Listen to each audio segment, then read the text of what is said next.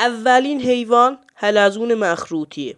شاید باورت نشه، اما این حلزون زیبا یک شکارچی حرفه‌ایه.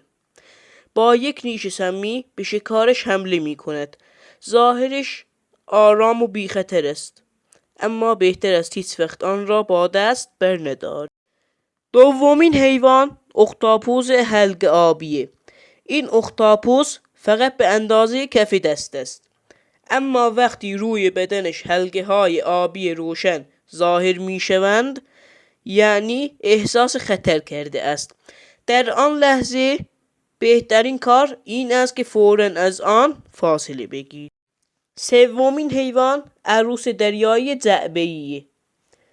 این موجود تقریبا شفاف است و به همین دلیل ممکن است اصلا آن را داخل آب نبینی، اما به عنوان یکی از خطرناکترین جانوران دریایی شناخته می شود و در بعضی سواحل برای حضورش هشدار نصب شده است. اگه قرار بود فقط یکی از این سه حیوان را از نزدیک ببینی، کدام را انتخاب می کردی؟ و برای دیدن حقایق عجیب بیشتر کانال رو سابسکرایب کن.